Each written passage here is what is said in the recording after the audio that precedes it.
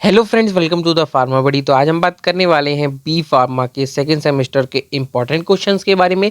तो आज हम बात करेंगे पैथोफिजियोलॉजी, जिसका पेपर कोड है BP204T। तो आज हम बात करेंगे यूनिट 1 से लेकर यूनिट 3 तक के जितने भी इंपॉर्टेंट क्वेश्चन हमें क्या क्या पढ़ना जो जरूरी है हमारे पैथोफिजियोलॉजी में, हम उसको देखेंगे। और उसको देखेंगे कि एक जो हमारा 7 या फिर हमारा जो 10 मार्क्स का क्वेश्चन होता है, हम लॉन्ग इसमें हम दोनों को कवर करेंगे, लेकिन हम देखेंगे उसमें क्या क्या हमें लिखना पड़ता है।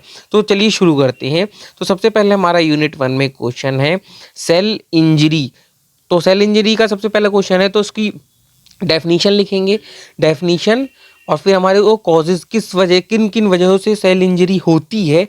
देन उसके पैथोजेनेसिस हमारे क्या हैं वो भी लिखेंगे। देन हमारा आता है इसमें मेम्ब्रेन भी आ जाती है, माइटोकॉन्ड्रियल भी आ जाता है, राइबोसोमल भी आ जाता है, और न्यूक्लियर डैमेज के भी बारे में लिखेंगे। तो टोटल अगर क्वेश्चन अगर आंसर के बारे में बात करें तो हमारा 4 से 5 हमारा पेज का होना चाहिए नॉर्मली, या फिर अगर 6 का भी हो जाता है तो नॉर्मल हमें चल जाता है। देन हमारा सेकंड क्वेश्चन है जो होम्योस्टैटिक्स। तो होम्योस्टैटिक्स उसकी डेफिनीशन क्या क्या है, होम्योस्टैटिक्स की डेफिनीशन क्या है, उसके कंपोनेंट्स कितने उसके कंपोनेंट्स हैं उनको बारे में भी देखते हैं। जैसे कि मतलब किन किन चीज़ों से मतलब बिनकर बनता है और उसके टाइप्स क्या क्या हैं। जैसे कि क्लासिफिकेशन टाइप का, जैसे होम्योस्टैटिक्स कितने क्लासिफिकेशन में बटा हुआ है, उसके सब टाइप्स क्या हैं, उसके टाइप्स क्या क्या हैं, फिर उसके सब टाइप्स क्या क्या हैं, उनके बारे में भी थोड़ा थोड़ा लिख के, और उसका अगर एग्जाम्पल हो तो एग्जाम्पल भी अच्छा रहेगा। ये भी हमारा 7 मार्क्स का क्वेश्चन है।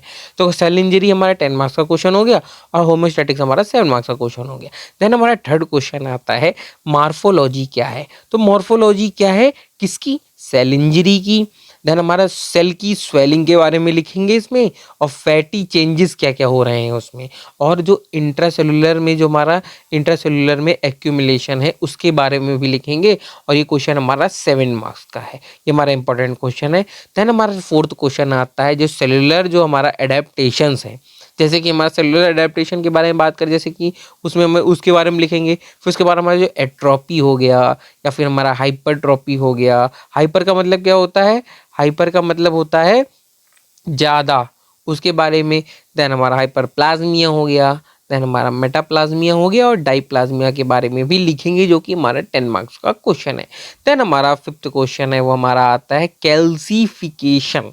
तो कैल्सिफिकेशन तो मतलब कैल्सी का मतलब समझ में आ रहा है, कैल्शियम से रिलेटेड है कुछ। और एंजाइम लीकेज क्या है, इसके हमारे टाइप्स क्या क्या हैं, इसके कितने टाइप्स हैं, या फिर इसके जो सब टाइप्स हैं प्रॉपर हमें हमें चार्ट के थ्रू, जैसे हम चार्ट टाइप का नहीं बनाते हैं, उसके थ्रू हम इसे समझाएंगे तो और अच्छे हम जो नंबर गेन कर सकते हैं इसके लिए। तो फिर हमारा इसके टाइप्स क्या क्या है, सिग्निफिकेंस क्या है, जो कि हमारा 7 मार्क्स का क्वेश्चन है।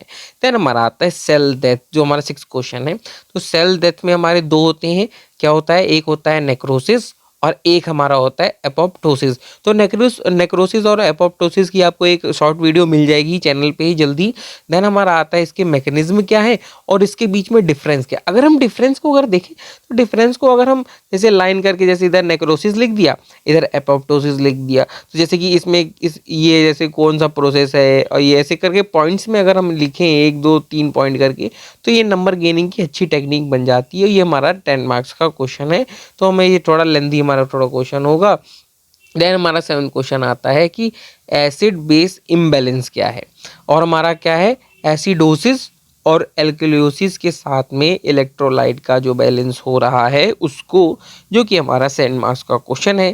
देन हमारा आता है जो 8th क्वेश्चन है, जो इन्फ्लामेशन क्या होती है। तो सबसे पहले हम इन्फ्लामेशन के बारे में लिखेंगे कि इन्फ्लामेशन होती क्या है।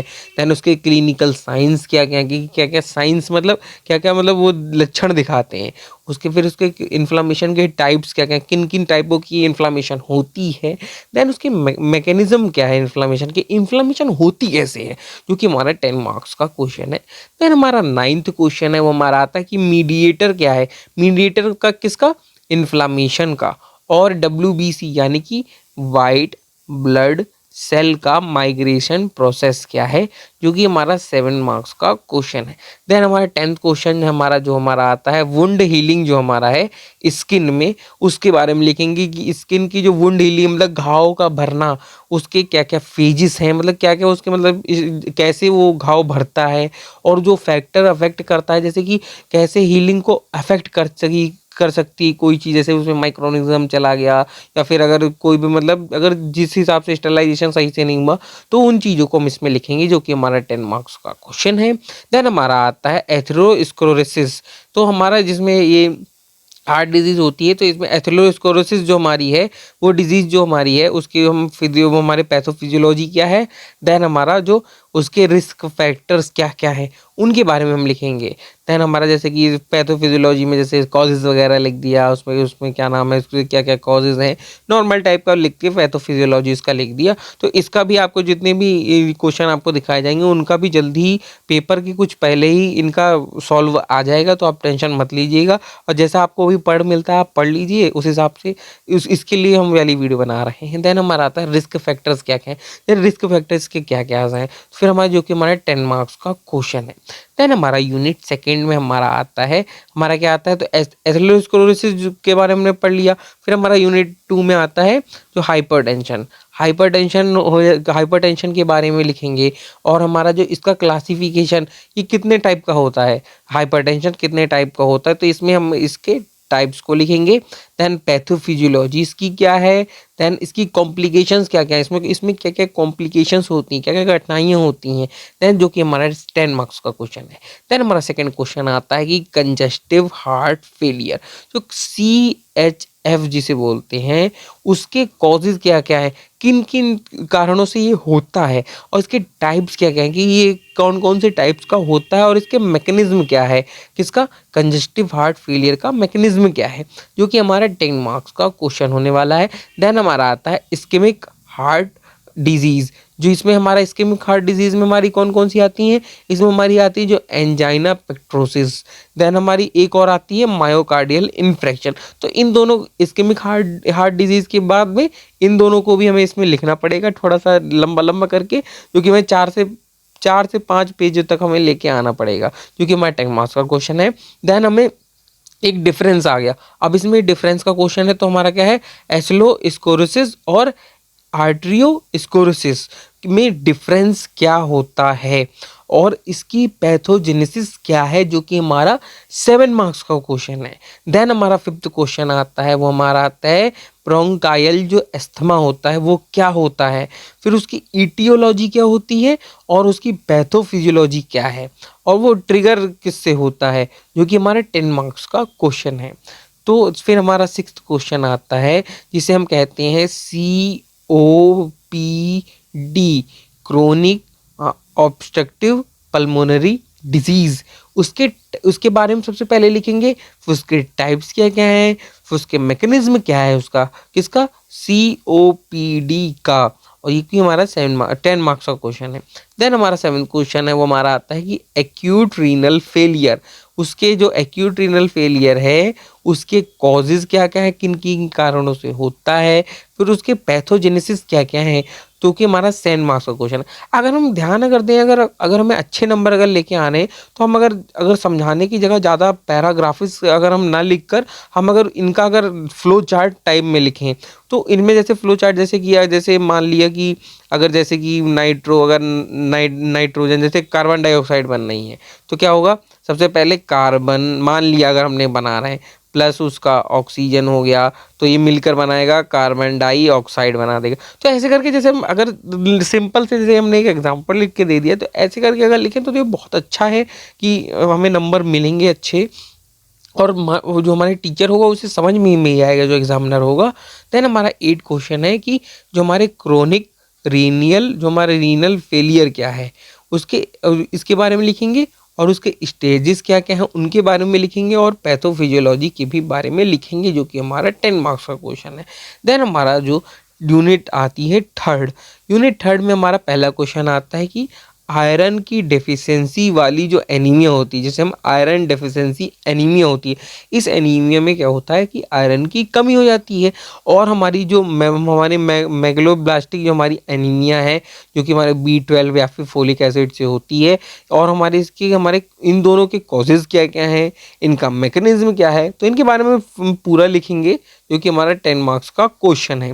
देन हमारे आते हैं सेकेंड क्वेश्चन हमें सिकल सेल एनीमिया। तो सिकल सेल एनीमिया क्या है, और हमारी थैलेसीमिया क्या है, और जिसका हमारा पैथोफिजियोलॉजी लिखेंगे, जो कि हमारा 10 मार्क्स का क्वेश्चन है। देन हमारा आता है हेमोफीलिया। तो हेमोफीलिया हमारी क्या है, उसके टाइप्स क्या क्या हैं, उसके मैकेनिज्म क्या क्या हैं, जो कि हमारा 7 मार्क्स का क्वेश्चन है। देन हमारा आता है फोर्थ, जो हमारा है डायबिटीज मेलाइटस। डायबिटीज मेलाइटस में क्या होता है, जो ग्लूकोज की जो हमारी कंसंट्रेशन होती है ब्लड में वो बढ़ जाती है, उसी से डायबिटीज मेलाइटस हो जाता है।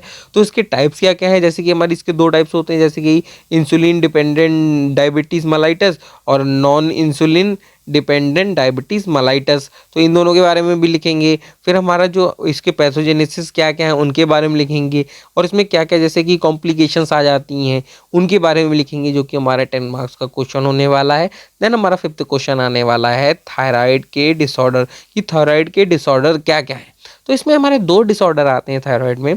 पहला हमारा आता है hyper thyroidism and hypothyroidism. Hyper का मतलब है थायराइड का वो हमारा ज़्यादा होगा, और हाइपो का मतलब है थायराइड का लेवल हमारा कम होगा, तो हमारा हाइपोथायरॉयडिज्म हो जाएगा। तो इन दोनों के बारे में भी लिखना है, जो कि हमारा 7 मार्क्स का क्वेश्चन है। देन हमारा 6 क्वेश्चन आता है कि डिसऑर्डर क्या है सेक्स हार्मोन के, उनके कॉजेज क्या क्या है और उसके इफेक्ट क्या क्या है, जो कि हमारा 7 मार्क्स का क्वेश्चन है। देन हमारा आता है पार्किंसन जो डिजीज़ है, जो कि हमारा 7 क्वेश्चन है पार्किंसन डिजीज़। पार्किंसन डिजीज़ क्या क्या है, उसके कॉजेज वगैरह क्या हैं, और उसके बारे में लिखेंगे, और उसकी पैथोफिजियोलॉजी क्या है, जो कि हमारा 7 मार्क्स का क्वेश्चन होने वाला है। देन हमारा आता है अल्जाइमर डिजीज़, जो कि हमारा 8th क्वेश्चन है, उसके मैकेनिज्म क्या हैं, उसके फीचर्स क्या क्या होते हैं, जो कि हमारा 7 मार्क्स का क्वेश्चन है। देन हमारा 9th क्वेश्चन है, वो हमारा आता है स्ट्रोक। तो स्ट्रोक्स के टाइप्स क्या क्या हैं, और स्ट्रोक के बारे में सबसे पहले लिखेंगे। तो सबसे पहले अगर हमें जैसे अगर आंसर लिखना है अच्छे से, तो सबसे पहले अगर हम इसमें अगर आंसर लिखना है, तो सबसे पहले हम स्ट्रोक के बारे में लिखेंगे कि स्ट्रोक क्या होता है, कैसे होता है, और इसके कॉजेज वगैरह क्या हैं। तो उनके बारे में लिखने के बाद फिर हम उसके टाइप्स लिखेंगे। टाइप्स हम नॉर्मल अच्छे से टाइप्स हम उसको क्लासिफिकेशन उसका अच्छे से करेंगे, फिर उसकी पैथोजेनेसिस अच्छे करके लिखेंगे फ्लो चार्ट की मदद से। अगर डायग्राम अगर पॉसिबल हो तो वो भी हम बना सकते हैं, और जो कि हमारा 7 मार्क्स का क्वेश्चन होने वाला है। देन हमारा जो 10 मार्क्स का क्वेश्चन है वो हमारा है 10, जो हमारा 10th क्वेश्चन है वो हमारा क्या है, पेप्टिक अल्सर क्या है। तो सबसे पहले हम पेप्टिक अल्सर के बारे में लिखेंगे, पेप्टिक अल्सर क्या है। देन हमारा उसके हमारे कॉजेज़ क्या क्या हैं, देन हमारा उसके कॉजेज़ क्या क्या हैं उसके बारे में लिखेंगे, और उसका मैकेनिज्म क्या है, जो कि हमारा 10 मार्क्स का क्वेश्चन है। अगर आपको वीडियो हेल्पफुल लगी हो तो कमेंट करके ज़रूर बताइएगा, और सब्सक्राइब कर लीजिए फार्मा बडी को।